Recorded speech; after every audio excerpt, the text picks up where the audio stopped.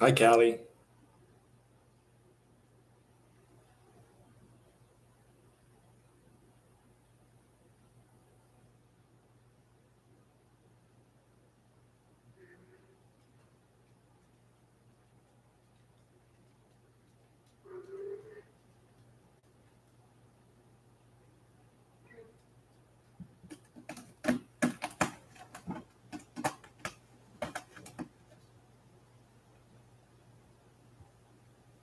She's getting up there. I think she's like 14.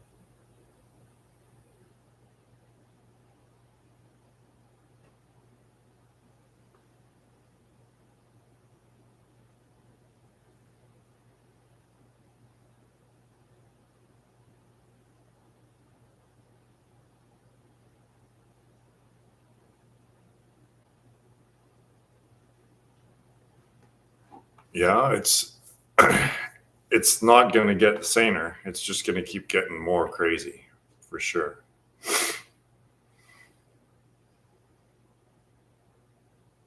Except with our little group, we're going to get saner.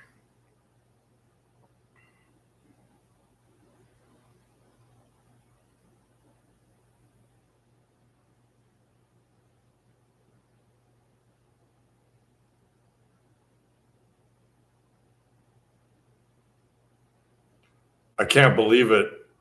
I mean, 4 years ago, I never would have imagined that I would be happy that Donald Trump is the president of the United States.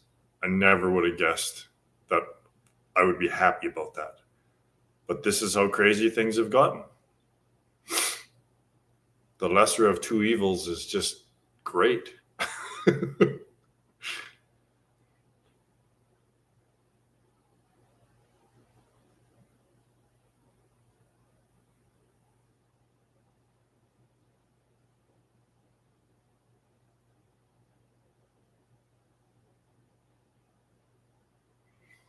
Being in Canada, though, I think it's the same sort of movement happening in Canada. We're moving more towards the conservative side, the right side than the left. It's swinging back and forth, eh?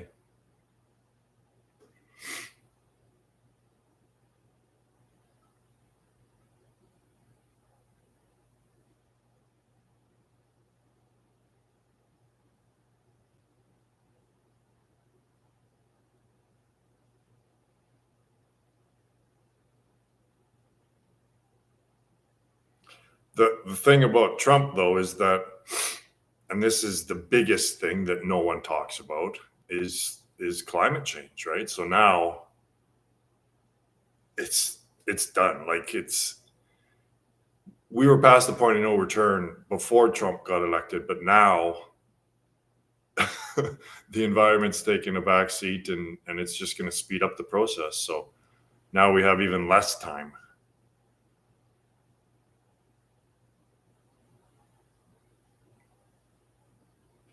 The thing is that both extremes are getting more extreme.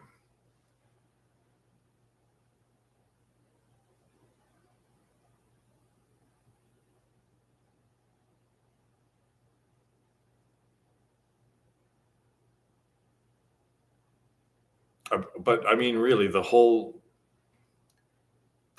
human experiment has failed. Like humanity took the wrong path.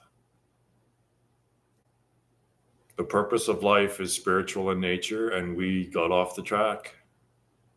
Science removed all all spirit from meaning, from life, and now we're completely lost. There's no meaning or reason to life anymore. So that's why we have to bring back religion, except not religion.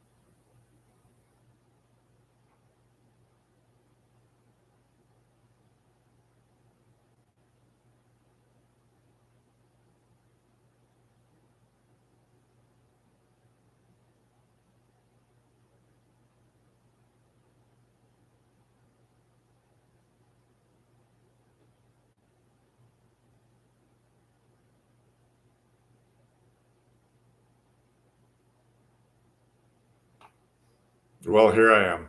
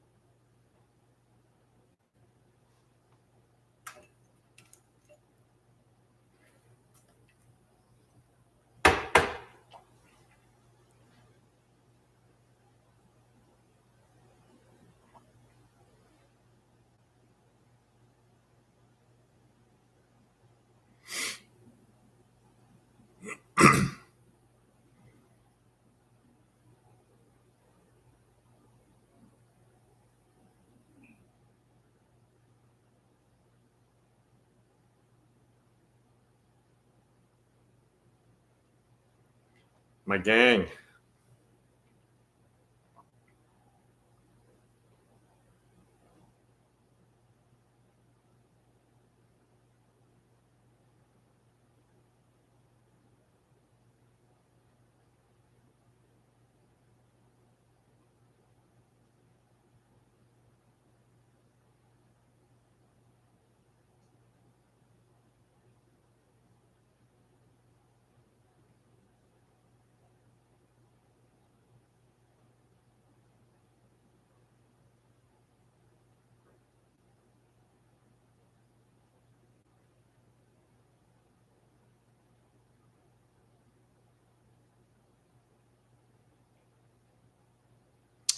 Yeah, so the one of the reasons why I'm starting up the Satsangs again is because one of my old followers, I guess you could call him a follower, contacted me recently, and it's really reinvigorated the passion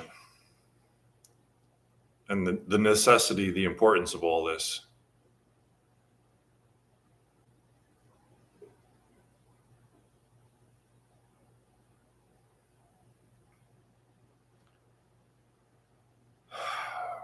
Well, I there were two Satsangs in a row where basically no one showed up. So I think that YouTube probably did on and off, but I kind of just said fuck it. I got a little pouty and just, but we're back on.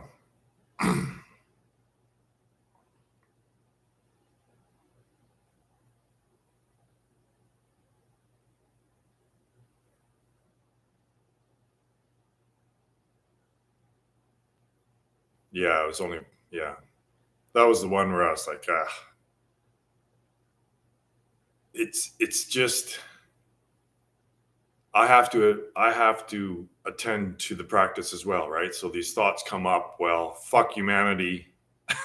That thought, I'm here presenting the greatest revelation in all of history, and no one, I'm sorry, it wasn't growing. My frustration about it not growing and expanding led me to say, well, I'm done with satsangs for a while anyway.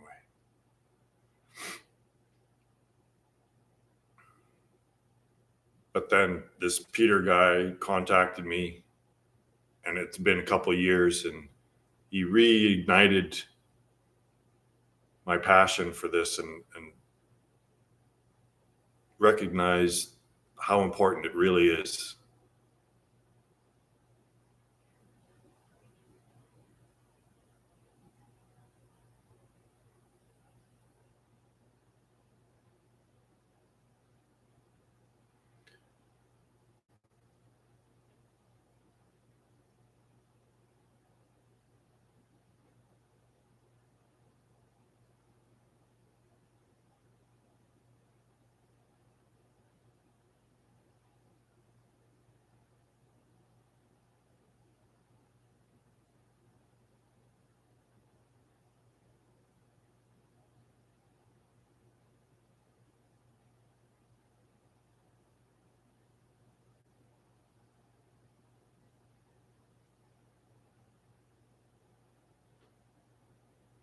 Yeah. Oh, yeah. Of course, I don't want to give the impression that I've given up on non-conceptuality or the practice or anything like that. I haven't given up. Hey, Rusty. Yeah. So I haven't. I'll never. I can't. It's not possible for me to give up on the practice. This is who I am. This is my life. So never think that I'm off the path and that I've quit non-conceptuality. That'll never happen.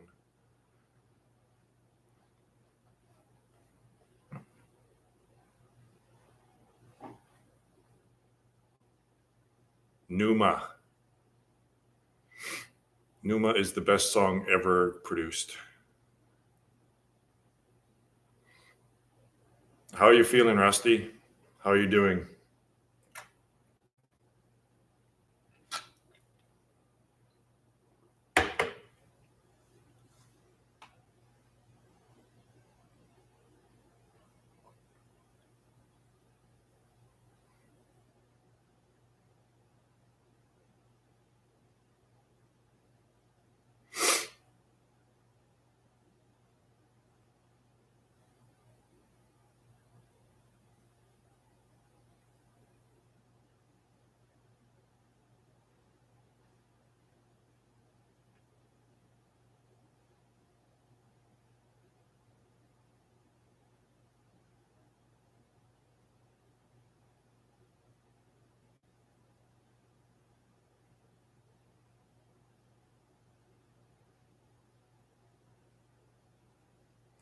So, Rusty, is this a chronic condition that's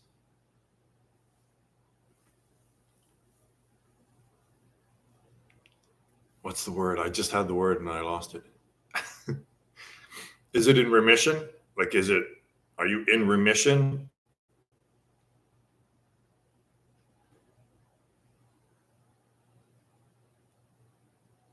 Hmm.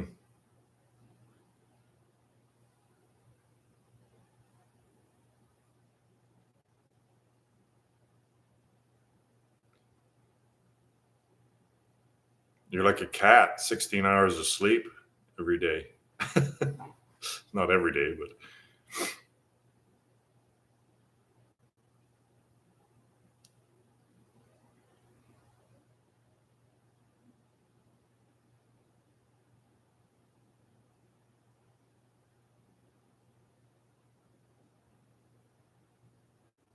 oh, good.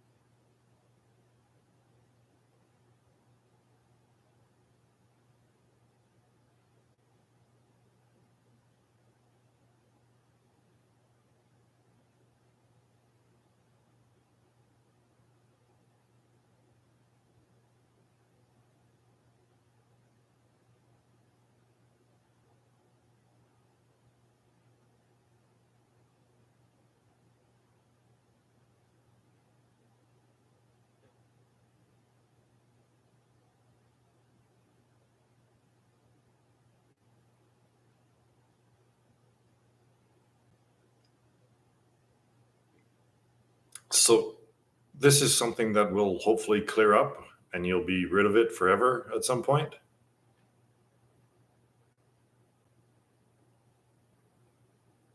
I guess it's hard for you to know.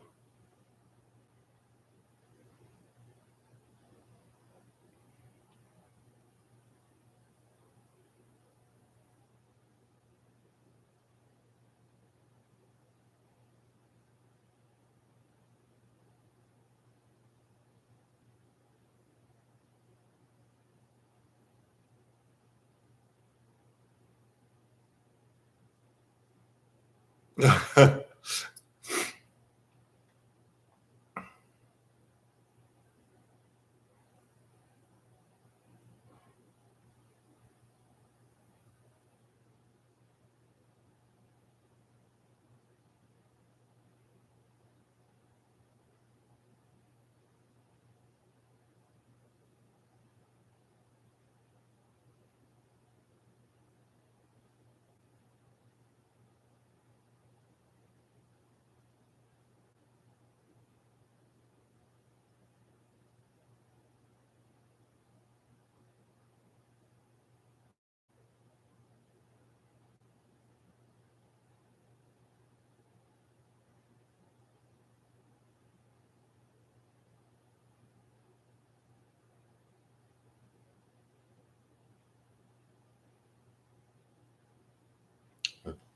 2025 is going to be a year of surprise, I think. Big changes happening in 2025.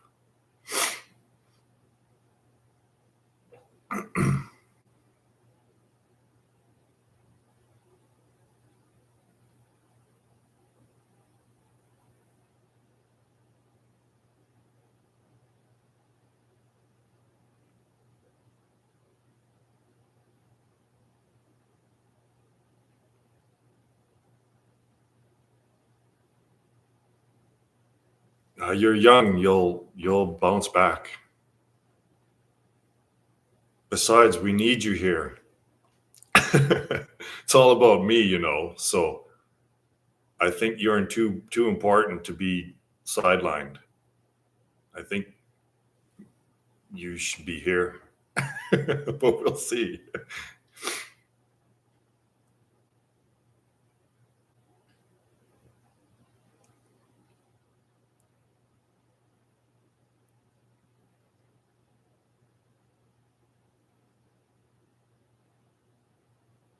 So the plan, the the loose plan, not written on stone or anything,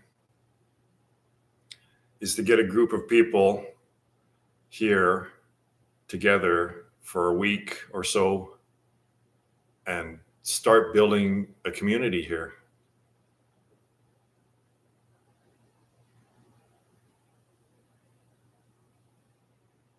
You got to go where you got to go for sure. It'll be, hopefully, it'll be obvious when when things present themselves. Maybe it'll be easy to make those choices, those illusory choices.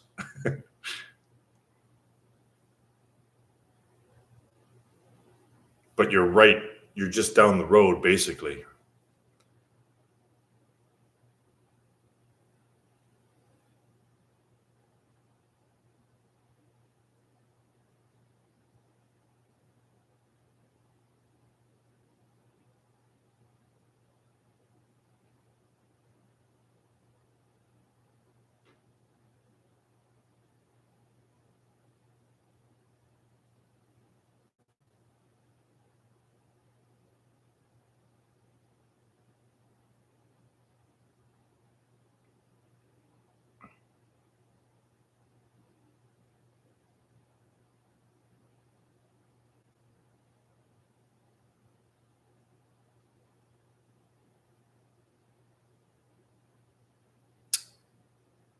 Nice.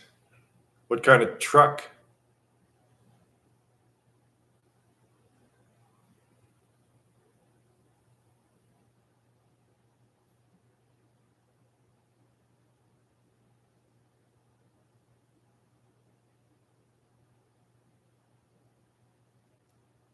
Yeah, so there is no emptiness.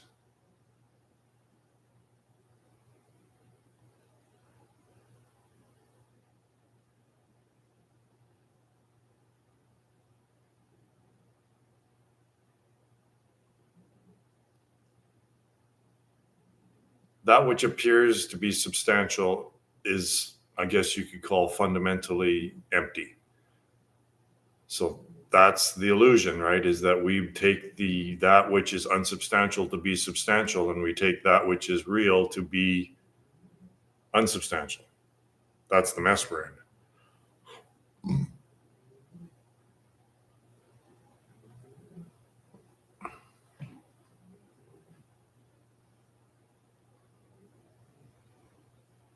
And is your trailer like a camper? Like you live in it?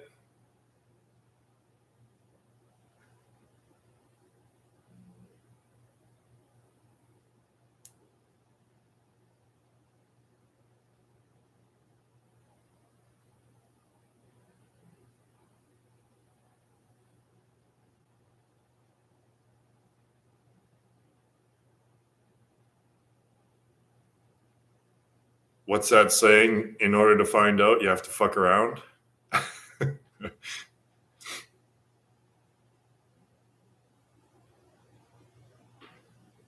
See, that's the thing about non-conceptuality, is that it requires the practice. It requires transmission into and as your life.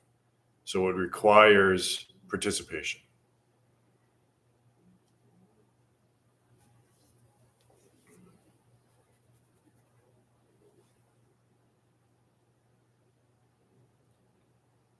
Well, that's great, because when you're ready to come here, you can just come here and be self-sufficient in the back. You can just live in your trailer if you want.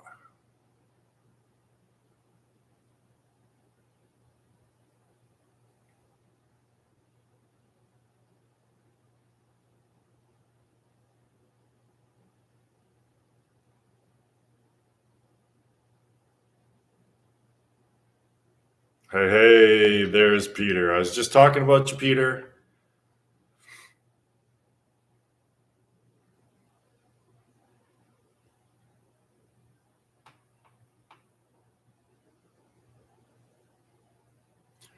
Why anything exists in the first place? Yeah, why is there something rather than nothing? So, yes, actually, my theory has resolved that question. And the resolution is the recognition that there is no such thing as nothing. Nothing equals unicorn.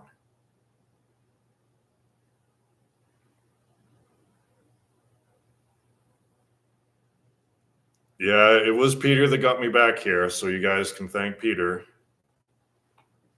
for convincing me.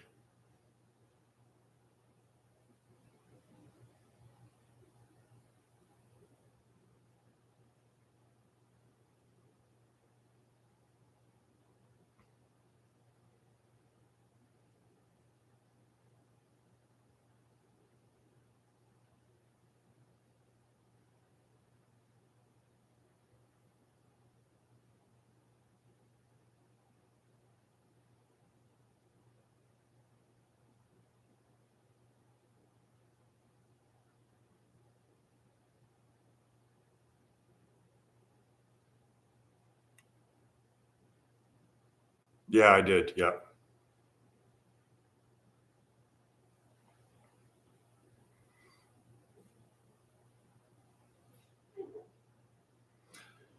It should have been, if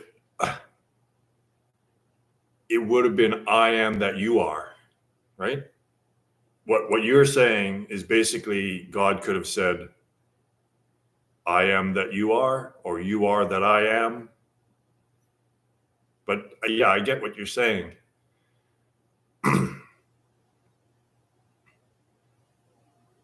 But I am that I am is basically, it's self-evident. It can't get more self-evident than just existence.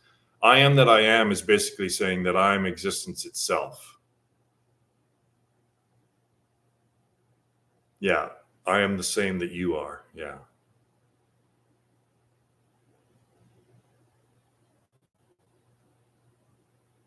Yeah, that's true.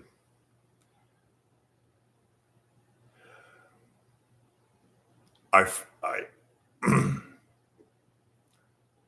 I don't want to call it a burden, but I feel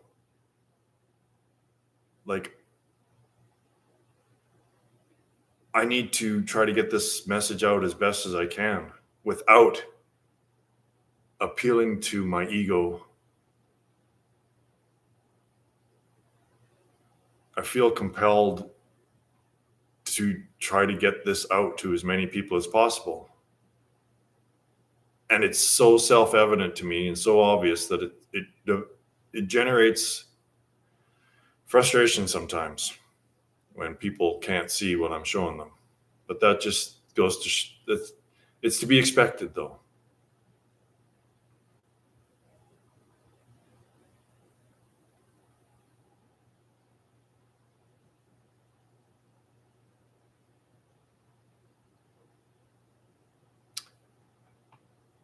Yeah, I mean that's a little more of a community thing rather than just having me at the center. Yeah, that could.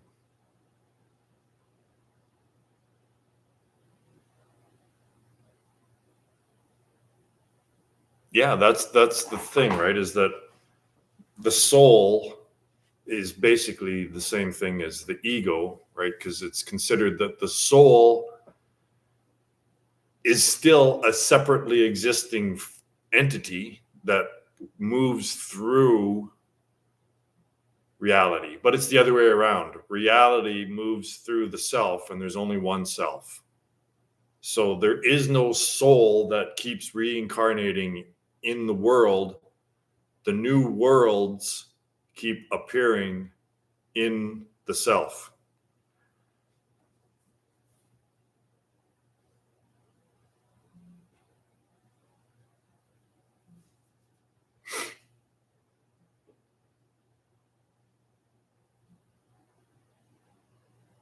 And the real meetup, I'm penciling it in for August of 2025. And I'm picking August 2025 because that's when all the Saskatoons are are ready to pick. So I have an idea to put you all to work picking berries while you're here. That's how you pay for your trip. if if if crypto does what I think it's going to do, then Paige and I might be in a position to pay for everyone to get here and stay here for a while. But we'll see. I can't listen to Castrop. Just the mere sight of him makes me not want to see him.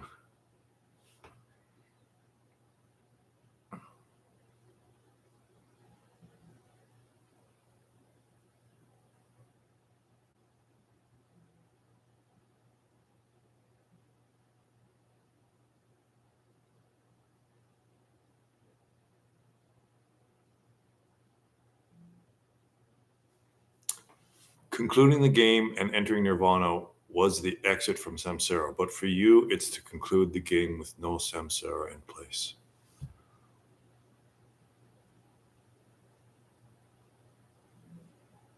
Isn't that the same thing?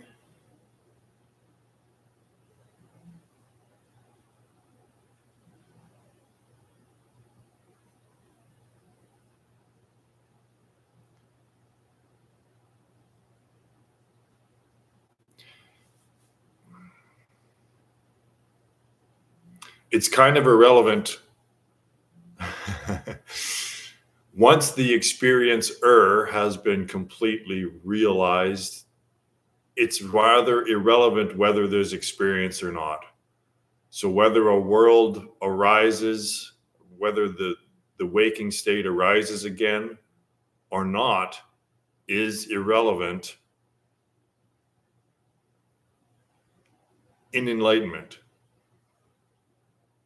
So enlightenment is possibly that last life of a fully realized being before that body concludes and that entire world line ends.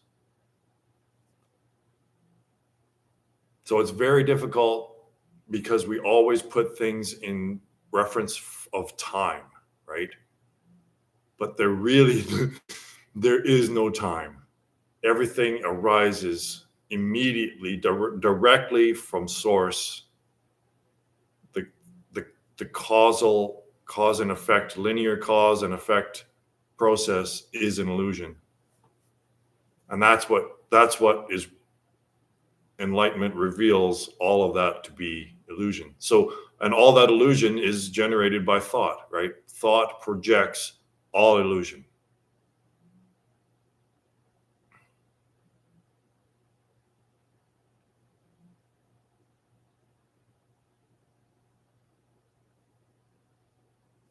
Thanks, Peter. For me, it's myself. This has been unfolding for a decade. Like I have been working on that number thing and the fundamental model of reality for a decade, and it's so deep and so powerful that it takes a long time for it fully to be realized, for the full truth and the meaning, the full power of the meaning of what's being revealed takes a long time to reveal itself, because there's so much programming that's being deconstructed, right? All the complexity that has been generated through academia and all the thoughts and all the causal things that we think is one truth leading to another truth leading to another truth. But if that initial truth is actually incorrect, then it's been wrong the whole way. And that's basically all of science. All of everything that humans have brought about via thought is basically false. That's the great revelation, is that all of symbol, all of language is the falsity. It's not truth. It's that which is false. So we think that language and symbol is bringing us closer to reality, but it isn't. And that's why we're in such a mess and why we're killing all life on the planet.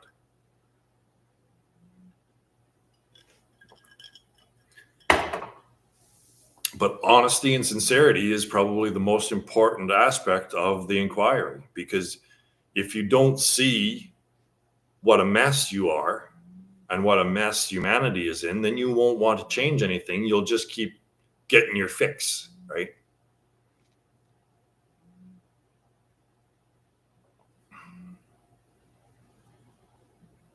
Well, they don't want to hear it. They just do this, la, la, la, I can't hear you. Like, just no response. I tweet at these guys and I send them emails and there's just no response. It's not even, yeah, you're wrong and here's where you're wrong. It's just nothing, right? So then there's the frustration again, is like, why are you ignoring me? Like, why not just show me where I'm wrong and tell me to go on my way?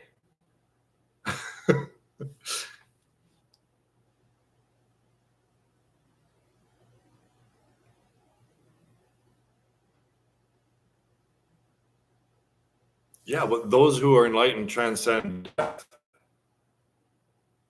Not the passing of the body. The body will pass. Like, I don't. What's the difference?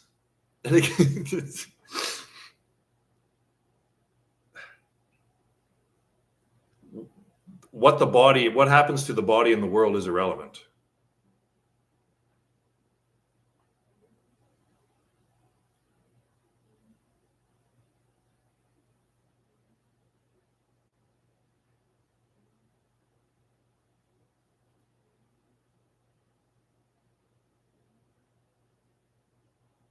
But see, nirvana isn't an experience.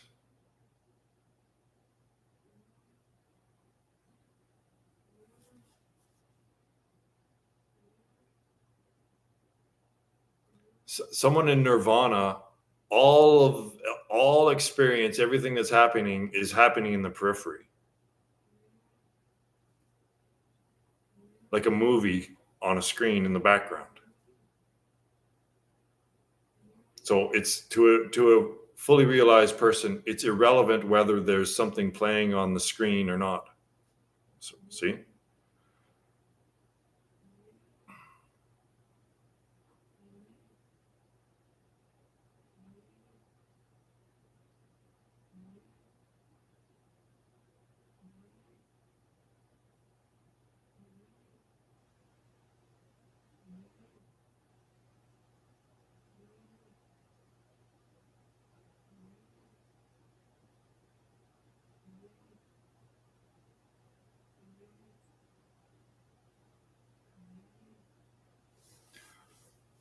Yeah, that's it. It's all a religion.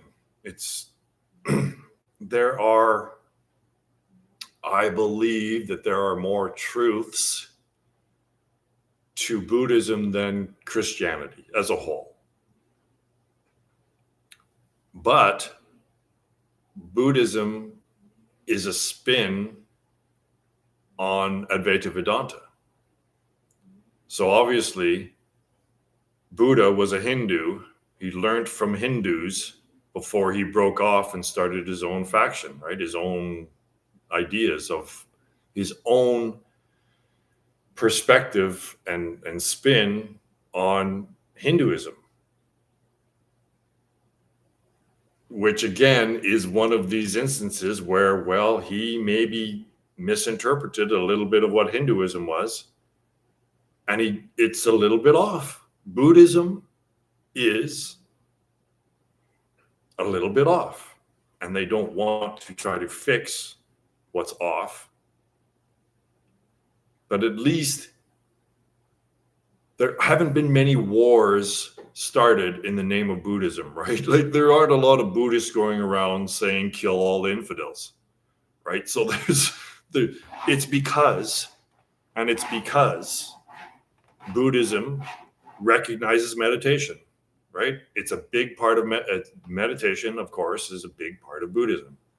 It's not as big as it should be, but in Christianity, there's no mention of stilling the mind at all. And that's why it's so crazy. Because they're not engaging in spirituality at all. Spirituality is exactly transcending the voice in the head. And Christianity says nothing about that. So that's why it's so off. And that's why the Christian countries, well, they're all messed up. Everyone's messed up.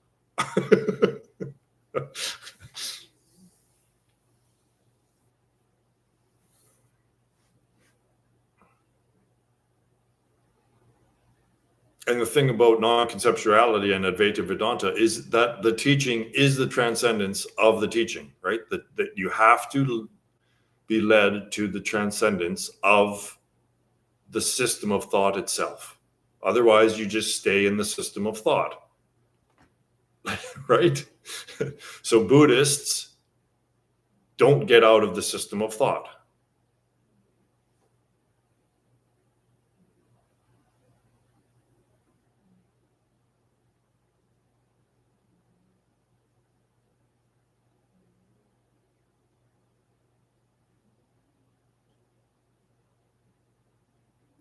Buddhism doesn't recognize that the physical realm of the senses is also fundamentally unsubstantial.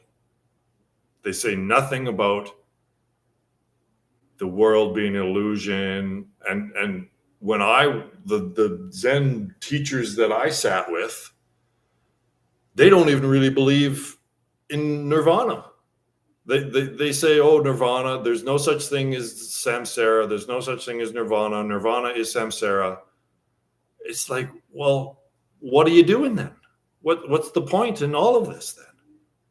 Right? They're actually quite confused, but they're intelligent enough. Most Buddhists, most of them are from academia, and the ones that that I sat with were like lesbian, middle-aged lesbians. So it's quite typecasted. But that's the main thing, is that, well, one, they don't recognize that all experience is fundamentally unsubstantial, right? They don't even recognize samsara. It's changed, right? They don't even adhere to classical Buddhism, where there's a nirvana and samsara, and that nirvana is actually conclusion.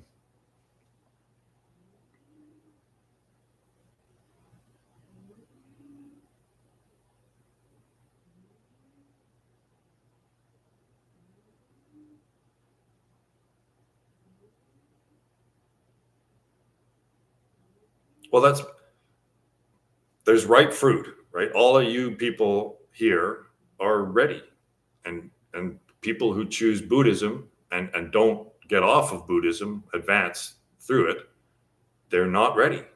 They want more game. They want more samsara,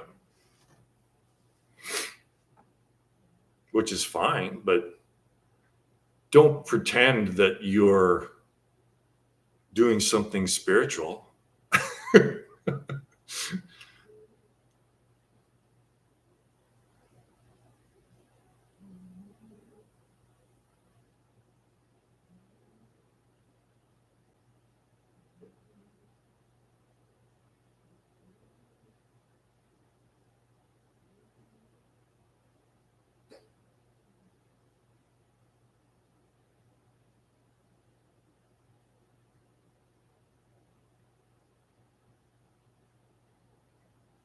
And Zen especially, right? Zen, oh, they're so clever, aren't they? The Zen people, oh, they're so clever, out clevering themselves with koans.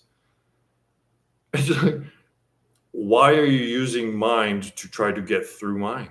Like how can you use mind to transcend mind? Just fucking drop it. Your koan means nothing. None of your koans mean anything. It's all made up. It's like quantum mechanics, where they're talking about they're just inventing an answer for what is the square root of -1. It's all in your head. You're all just playing mind games, and that all of that gaming is exactly leading you away from your self-awareness, right? It's just distraction. If your focus is out, then you're being distracted and you're in samsara.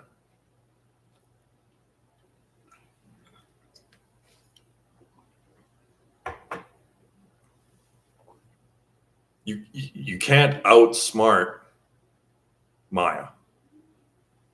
So that's just more Maya convincing you that you can outsmart Maya.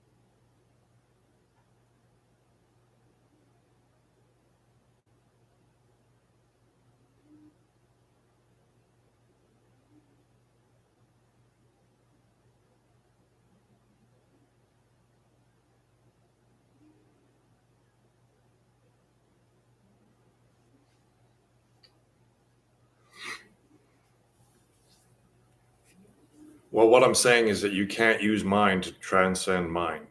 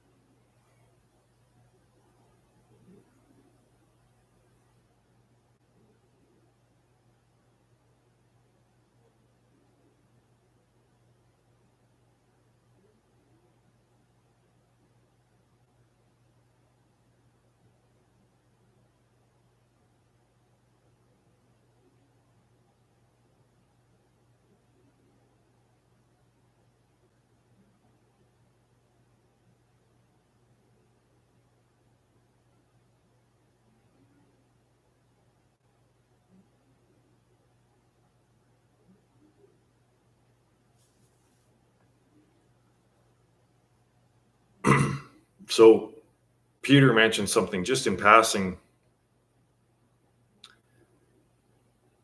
and it made me realize that there needs to be a physical place, a location for non-conceptuality. And this is it, right? This is the heart. This freaking chair basically is the heart of non-conceptuality. So we need the non-conceptualists to start calling themselves that and start meeting here. This is the beginning of something really, really important. And we need to be physically together for this to happen. There needs to be a center for non-conceptuality for it to grow from. And that might even include, like Peter said, maybe even a temple or a place. Maybe this house is that temple. Pretty cool temple. But 2025, I believe, is truly the birth of non-conceptuality. There's going to be people here, and we're going to be called non-conceptualists. And that's the beginning of the new religion.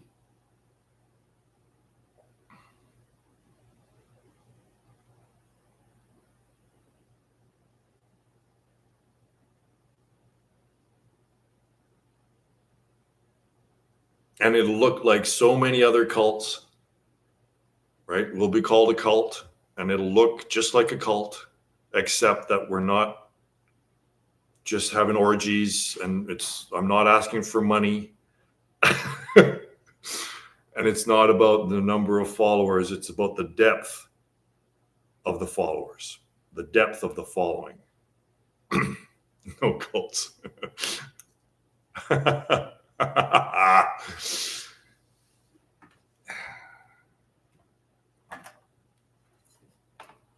In the summer, I'm shirtless just about all the time here, so there's that. I probably won't be blue, though.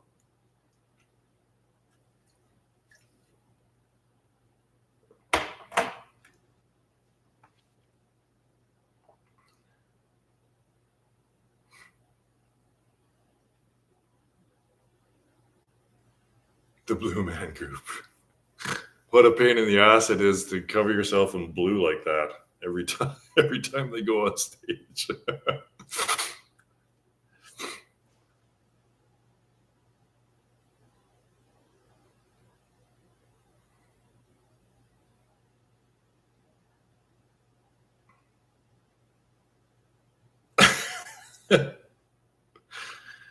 No, I always keep my pants on.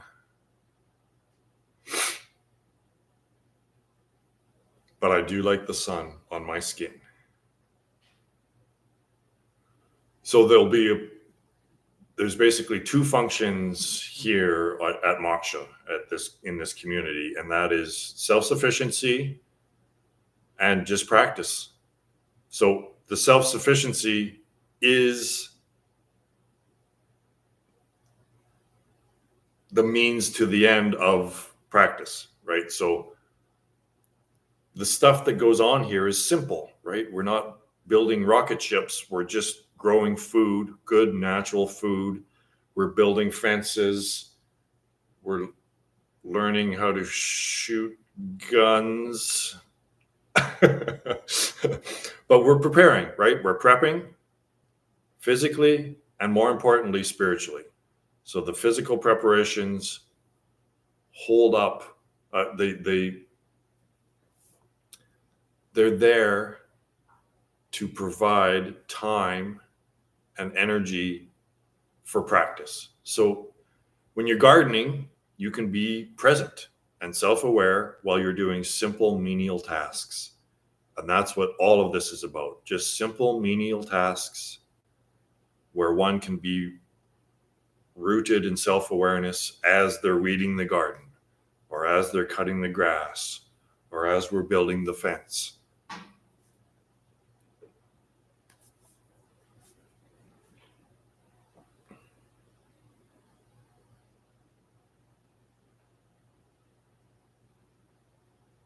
And I know I've seen lots of documentaries about how all of this goes horribly wrong. Right? So many of these documentaries of these cults, but it's the cult leader, right? So that's basically the problem. And I don't think that I'll be a problem because I've got Paige here to keep me in line too. Dairy sheep? See, this is why we need you here, Rusty. I feel like I've got stuff to fix too. I've got a big diesel truck and a gator and zero turns and lots of stuff that needs repairing.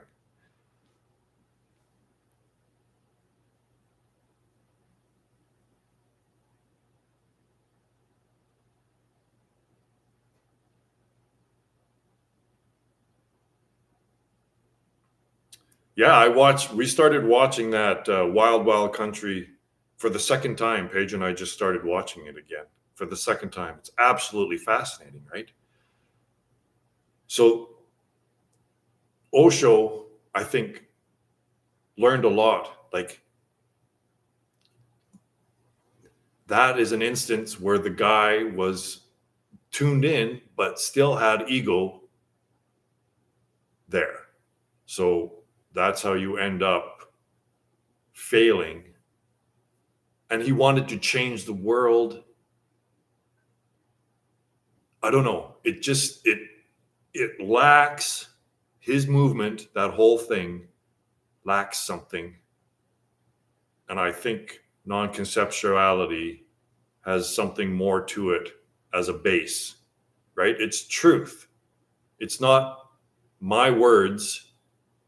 It's the truth of the messages that people notice, that like you recognize that this is not from Roy, right?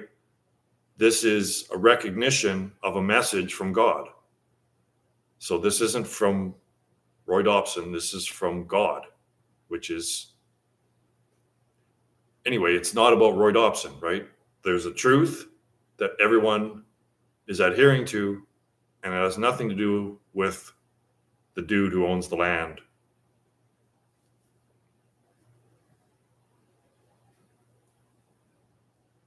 They drugged him? What are you talking about? Who drugged who? They drugged Osho?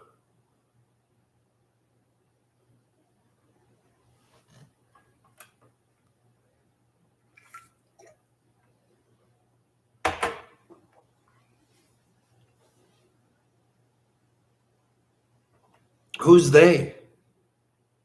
And what did they drug him with? Oh.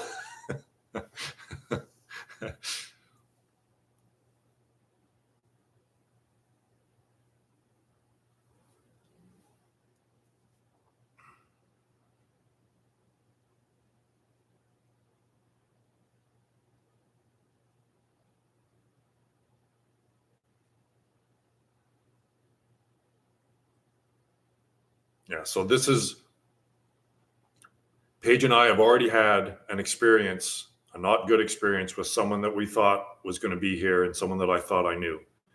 So now this process is going to be very we're going to be very cautious in this process, because if this is a community that's going to be together, band together to last through the final apocalypse, then we have to be tight, and there has to be no egos, and there can't be any problems within the group.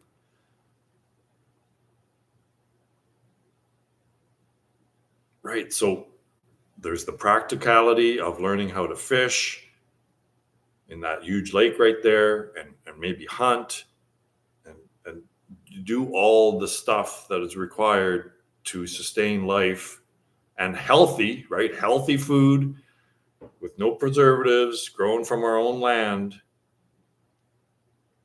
And then as the base is the spiritual practice. So no one wants anything else other than to just realize their enlightenment. That's the main purpose here. Yeah, he owned over 100 Rolls Royces.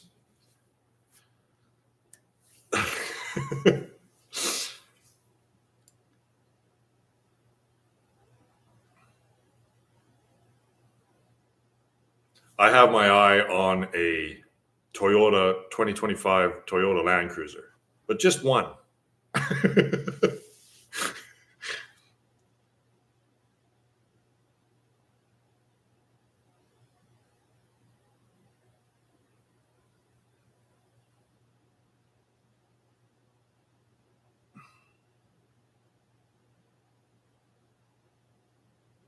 Well, and another thing that I hope that people who want to join this community, be a part of this community, is an openness to learn, right?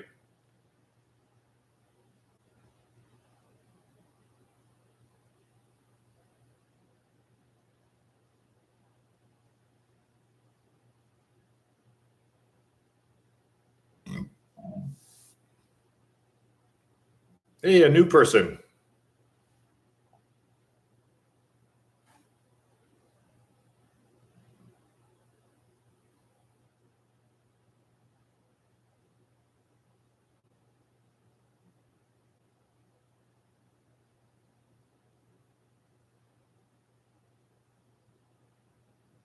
I don't know what you're talking about, to be honest.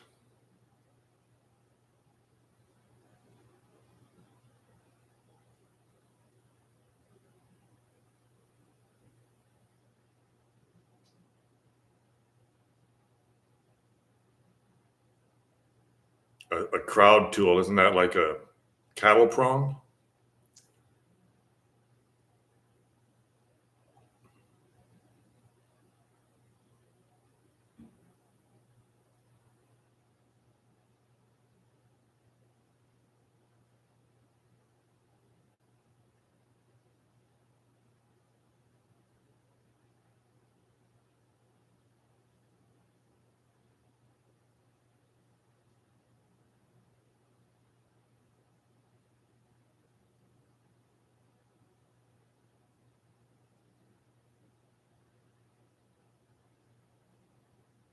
Oh, okay. Yeah, I'm not one for organizing. That's not my strong suit.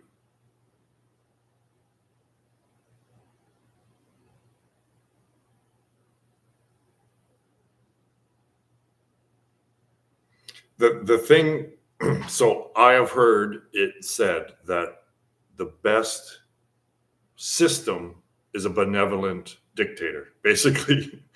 So I'm going to let that be known straight out, is that here, people that come here, Paige and I are the final authority. Take it or leave it. And if you don't trust the people in power, then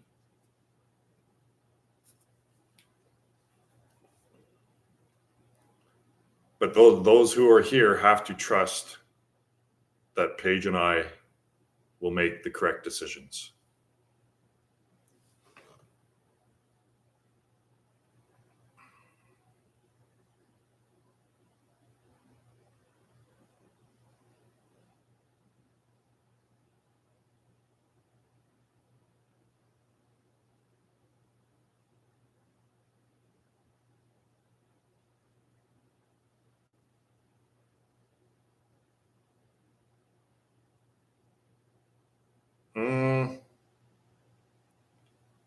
I think I'm operating on the OS that I need to be.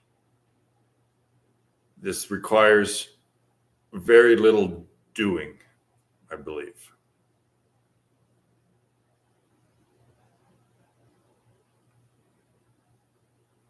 Yeah, I agree with you, but I don't think that requires much. I don't think there's much of a doing that is required to have that alignment. The universe is taking care of all of this. Yeah.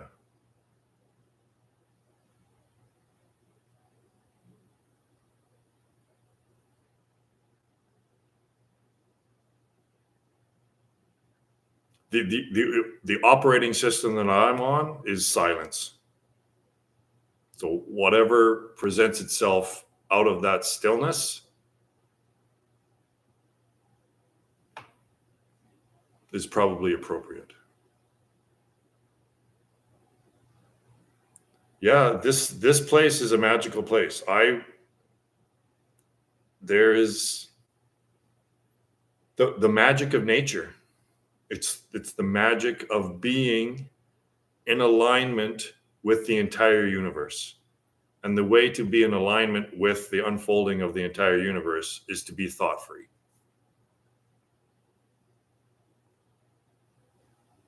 Yeah, I dig what you're talking about.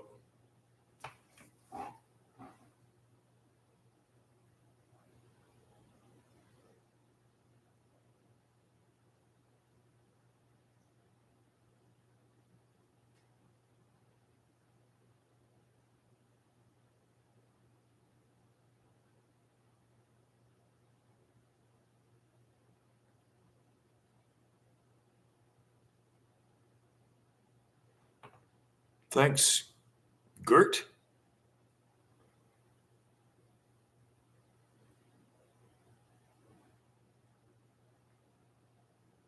And it's more than just a nation, right? I now stick with me here. Einstein and Bohr used to have these philosophical discussions about quantum mechanics, and Einstein said the famous quote. I'm going to paraphrase this. I believe that the moon is there when we're not looking at it. But quantum mechanics says that there is no moon if someone's not looking at it. So quantum mechanics is basically saying that each world is their own world. So this is the many worlds.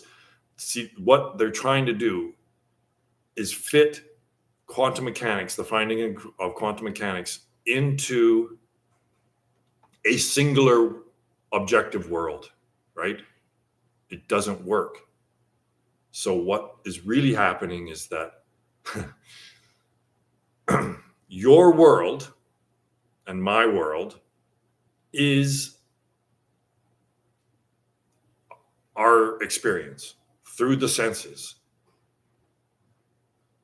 So let's say that we have a community here and it's 5 years down the road and all hell's breaking loose, literally, and the internet goes away, right? There's no more communication through technical devices. There's no more communication there's no tele anything.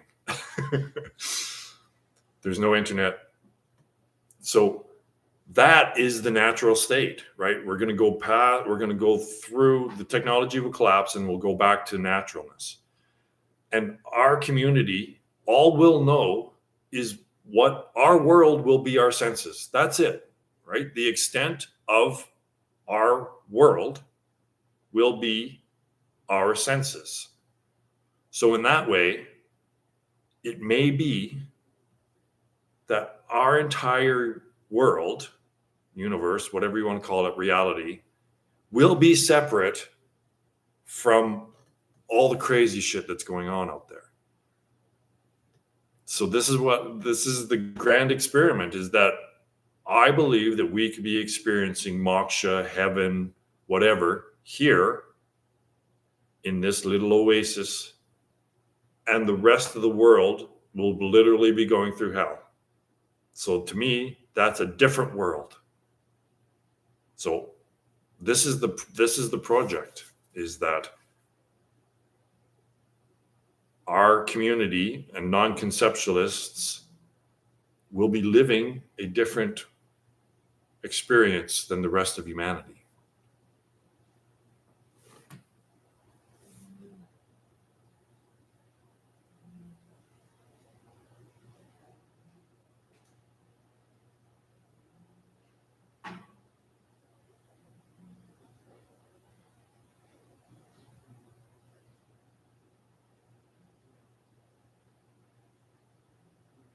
Like, in order for this to really get to the level of importance that it should be, and the level of recognition, is that we have to recognize and believe and accept that this truly is the final concluding theory. As wild as it sounds, and as crazy as people sound when they say this, because most people who say this are crazy, like they're wrong. You don't have the final theory, but I'm the 10 millionth person to say this, but this time it's actually true. So we have to accept that this is true, and that it is the most important revelation in history. And from that place, it'll expand.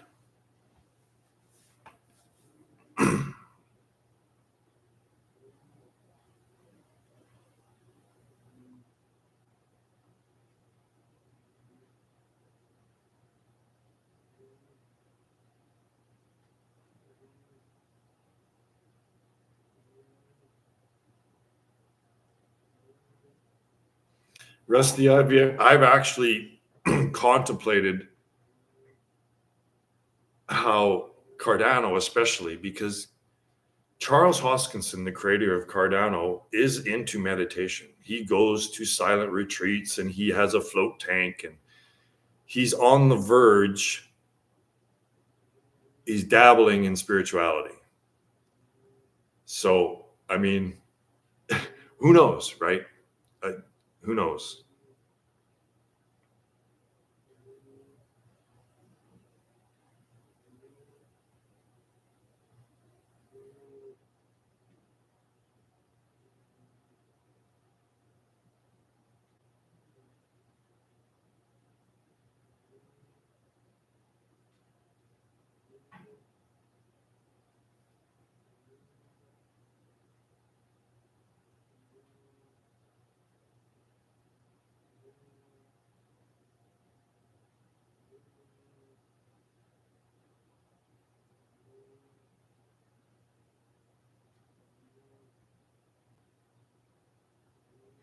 I have a feeling there'll be a lot of barter going on. We've already started. Since Paige has moved here, she's a massage therapist. So I didn't meet anyone. I was here for 3 years, and I met like 2 dudes. And now Paige is starting to meet people in the community, and we're already buying local eggs from someone. We don't buy eggs at the store anymore. Like, we're starting to learn the community here. And what's cool around here is that everyone just kind of minds their own business. It's going to be the best place, one of the best places in the world to go through this end of the world thing, because there's lakes everywhere for food, and there's berries everywhere when the time is right. And there's deer. Like, just about everyone here in this area is self-sufficient to a certain degree. So when the food starts getting scarce in the grocery stores in the cities, people will be killing each other over cans of beans, and everyone here will still be self-sufficient, right? We won't be going through this because of all the abundance and people's ability to use that abundance. Rusty knows what I'm talking about because he lives just down there.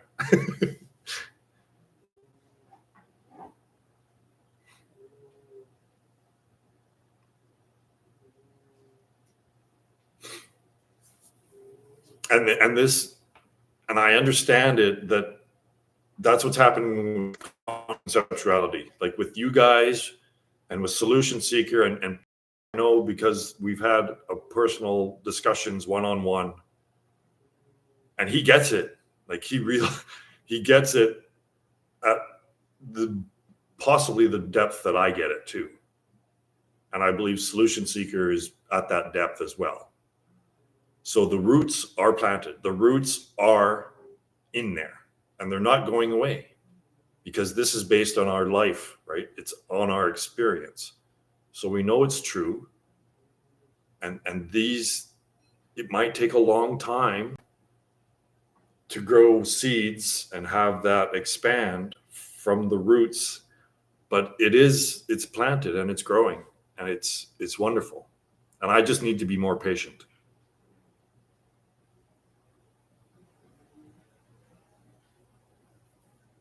That ghost is called Paige. This house is very open concept.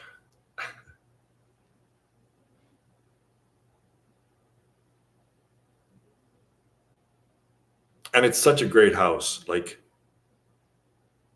to be a community. Like, it's such a great meeting place because there's lots of space, so people can still be here and not be right in each other's face. Right, Paige? Yep. Yep.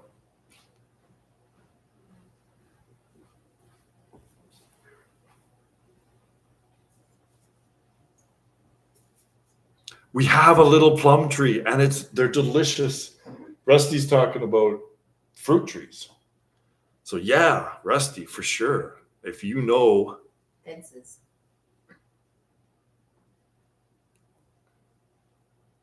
Paige does all the work around here, that's true.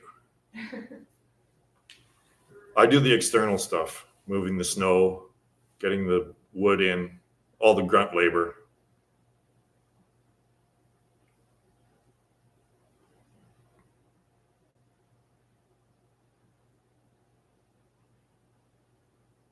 Oh man, Rusty.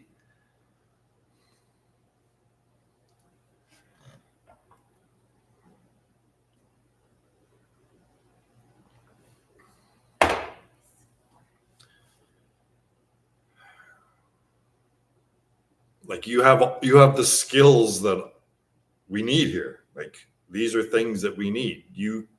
It's unreal, your skill set, my man. Like, hunting, fishing, mechanical stuff, like ranching, and like,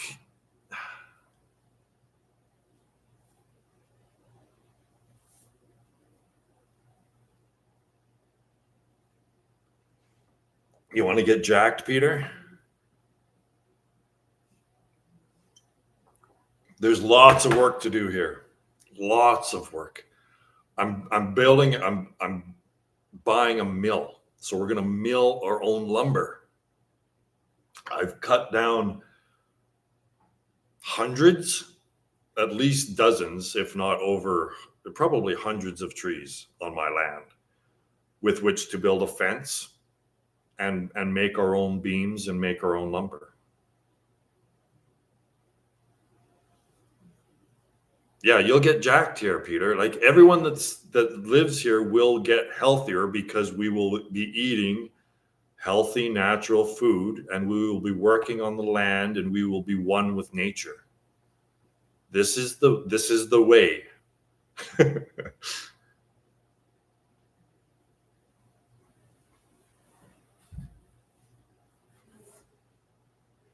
That's crazy. Yeah, like I said, this little plum tree, plum tree, it produces maybe a couple dozen, but they're so delicious and they're so small. And last year, a freaking bear raped the thing, put it like almost at a 90 degrees, just ripped the thing down, and I straightened it up, and it's growing, but it only produced half as much as it did last year because that bear just destroyed it. Yeah, it is. I've been living here for 3 years and it's paradise. Like every single day I wake up and I go, oh yeah, I'm in paradise. Like if everyone who comes here, I'm pretty sure will say, well, yeah, I want to live there.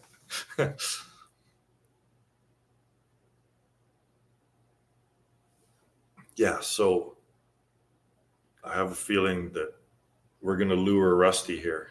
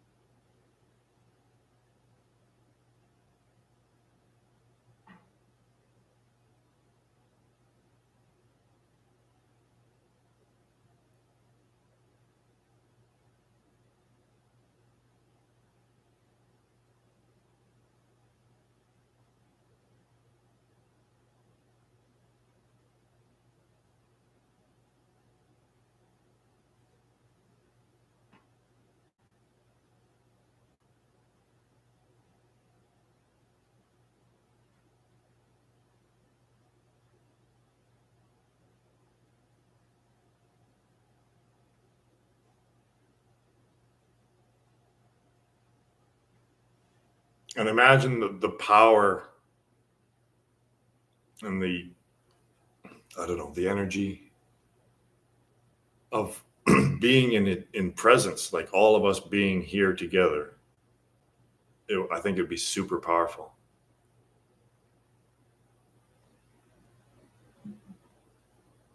This much awareness that's super laser focused all on the same goal is very powerful. It's I think it's what's really running the show, right? The entire universe arises and passes all at once. So there's an organizing power that is just beyond literally anything that we can think of. It's beyond thought.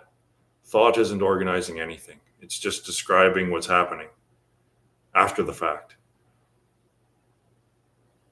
So if our community has that same goal, that same frequency of stillness, I think that's where the magic comes through. Yeah, exactly, Peter. Everything comes from the stillness.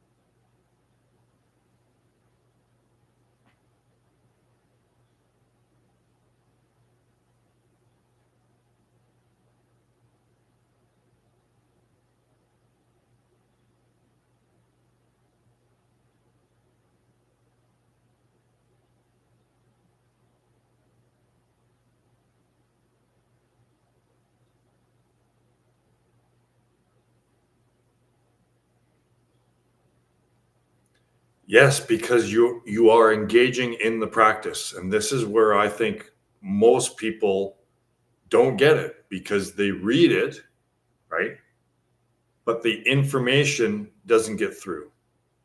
The knowledge, like we said in our discussion, there's a difference between understanding and information, right? So even though the teaching, the information is saying you need to transcend this information itself to understand the information, people don't go there, right? They just simply do not engage in it. They say, that's interesting. And then they go to the next theory. And then they say, well, that's interesting too, right?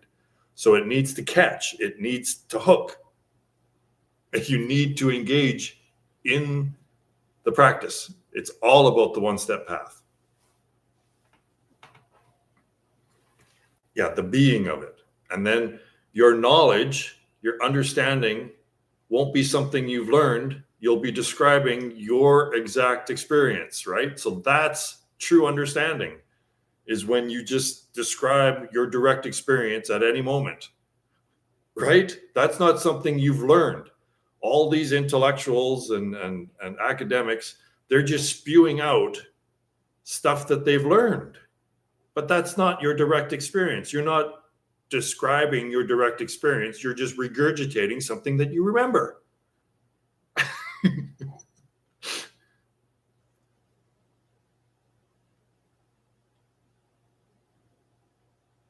Yeah, when you don't associate with the yin or the yang, when you just recognize that you're the Tao, that's it. So all of that is all encased within the practice. In thought-free awareness, there is no bias, right? Yin and yang do not arise when you're free of bias and you're just pure observation.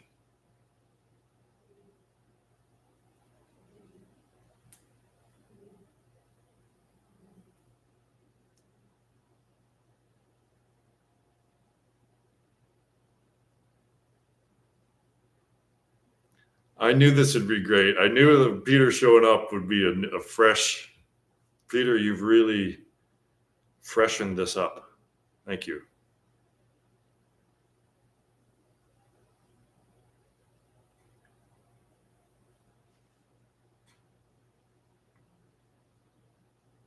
And the more people that can say, yes, this is my experience. Like, yes, I've been doing this for a while now. I've been actually engaging in non-conceptuality and it actually works. The more people that can say that, the more convincing it will be to people who are on the fence.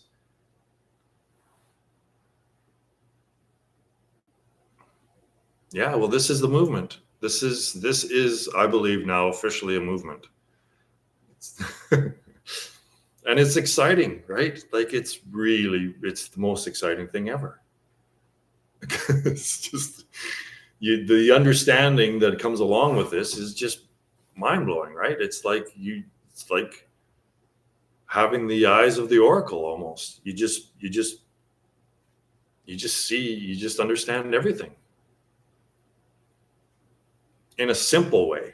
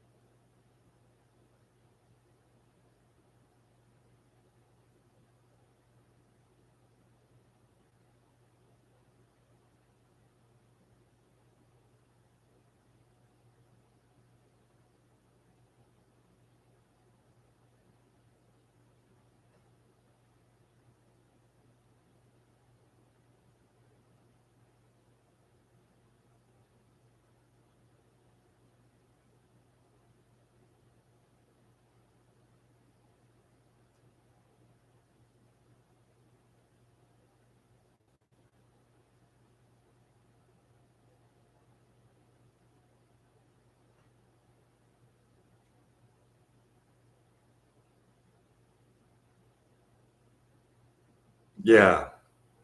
Yeah, we should organize that.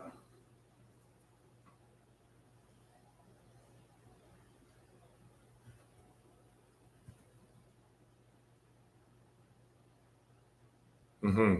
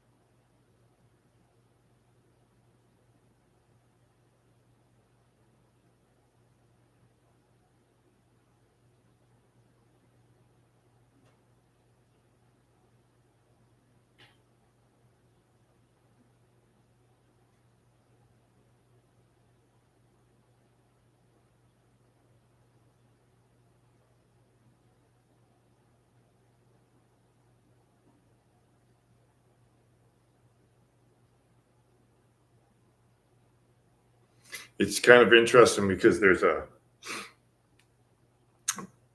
a Mormon tabernacle or whatever they call it, temple, 2 kilometers from here. And they came here and we had a little chat. It didn't go very far.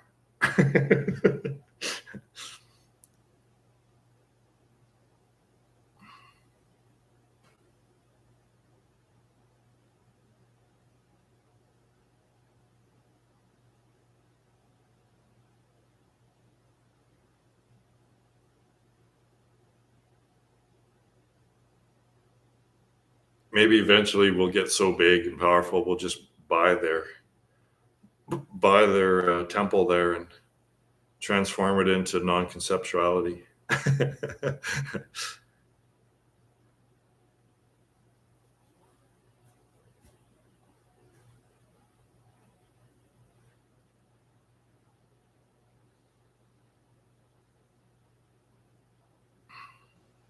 Well, sell all your worldly possessions and give them all to me, and then you can come and stay here.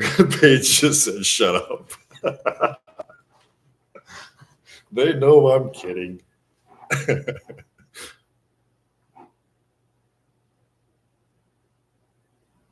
Well, you could sell all your worldly possessions and build a house on my land.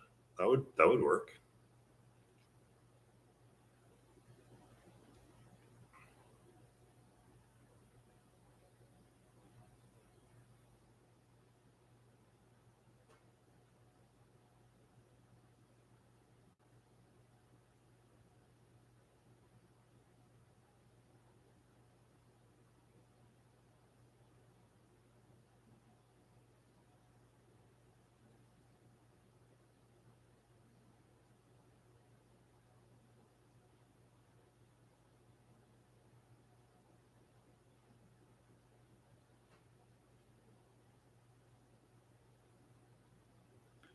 Yeah, that's the big. Yeah, that's what requires the faith, I guess.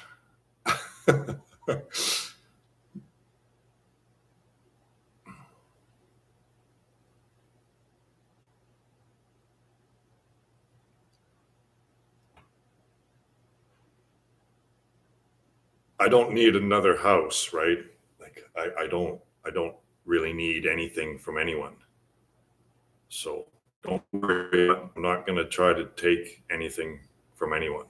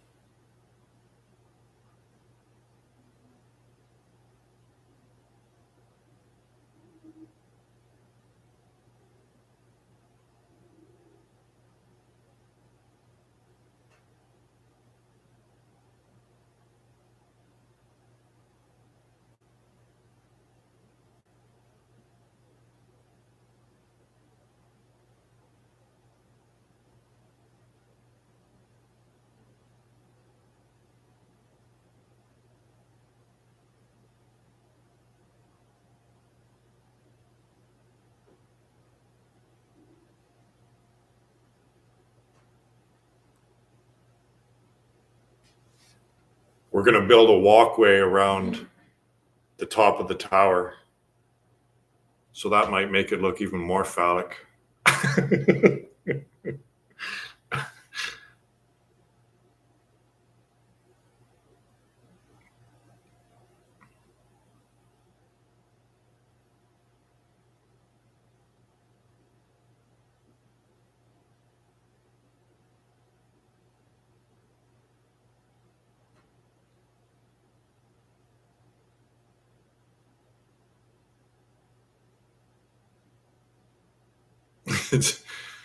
So the top room in the tower is pretty cool, right? So I have a scenario in my head where it starts off as a strictly meditation, like just meditation room. Like that's where we go to meet as in group meditation. And then as shit breaks down and collapses and society collapses, it'll probably switch to like the sniper tower. I'm meditating. I'm in a state of stillness while I'm sniping. It's terrible. Oh.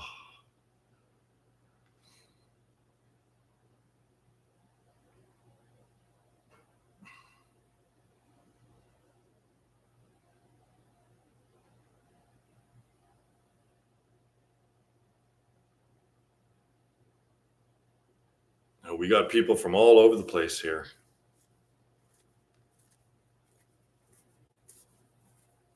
Small countries. All you guys in your small countries.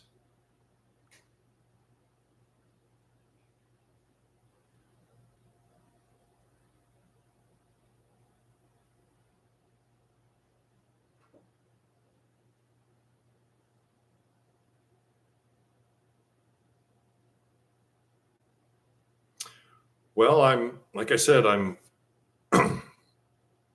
going to be milling our own lumber. So yeah.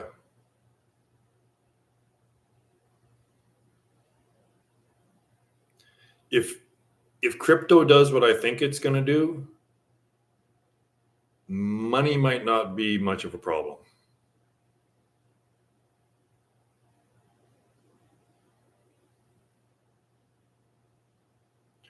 Rusty, what I really need your expertise for is building what Paige and I are calling the keep, right? So every castle needs a keep where you fall back to, right, as your last line of defense. So the keep is bomb proof, radiation proof. It's basically a bunker, above ground bunker. Well, part of it will be underground too. So that's the big build. It'll be Paige and I's home. And it'll be basically a bunker, radiation proof, bomb proof, bulletproof. Yeah, a bunker.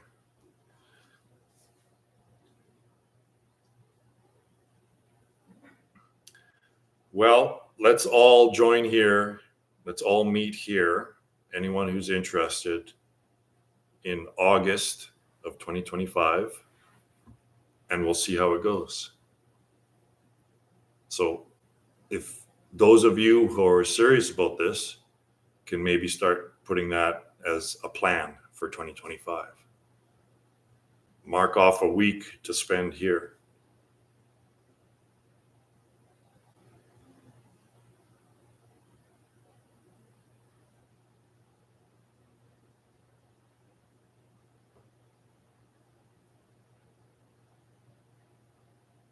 And it's really heavy with the keeping it real.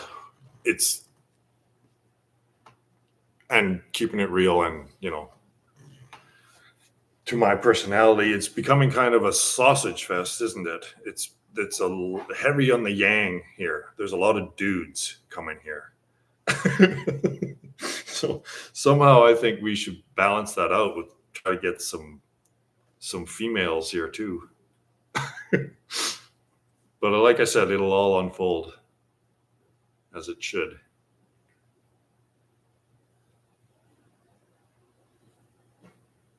I don't know what that means, Charlie and the Chocolate. I never watched that show. So what does that mean? that you get to live in the bunker when the shit goes down. That's all part of it too, is that the basement of this house, we could make that into a bunker too. But the upstairs is too many windows. Like there's no way to defend this place. It's 3/4 window. So the basement of this house will be part of the bunker complex. Yeah, that's it. That's what I mean, right? Is that it wouldn't be very nice to have a dozen people here and then just Paige and I retreat to our bunker and let everyone else fry in the radiation. You know what I mean? So we'll try to get it so it'll accompany I'm saying that we won't do that. We'll try to make it so the bunker complex will accommodate everyone.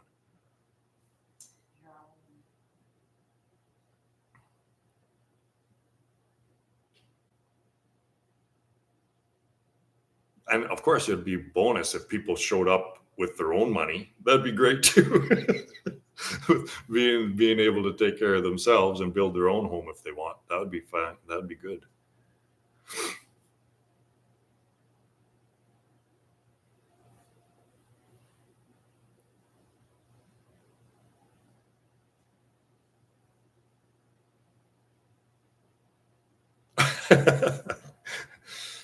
Well, we've got the freeze dryer, right? So I've already freeze dried a lot of berries. Like I alone picked almost 200 pounds worth of Saskatoon berries this season.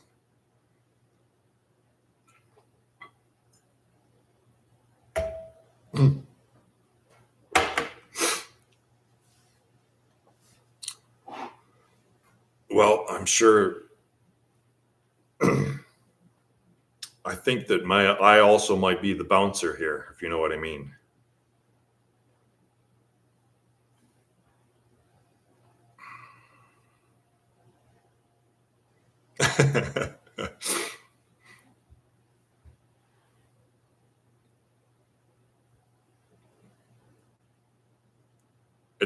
It'll be a tent, but it'll be a kick-ass tent.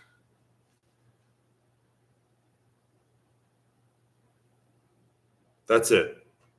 That we just have faith that the universe will provide.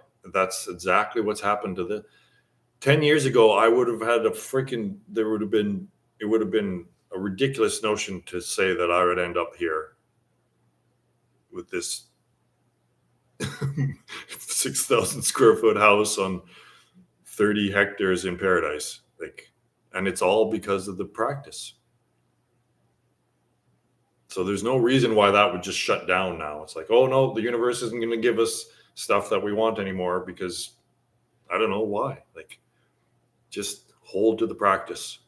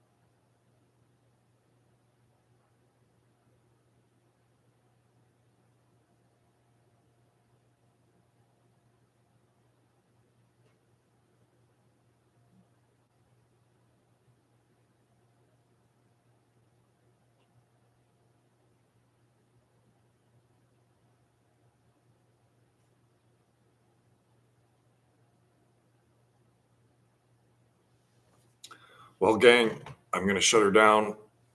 So thanks, Peter, for showing up and for getting me back doing this. And thanks for you, the regulars, for stopping in again. Go team. I'll probably see you guys next Sunday.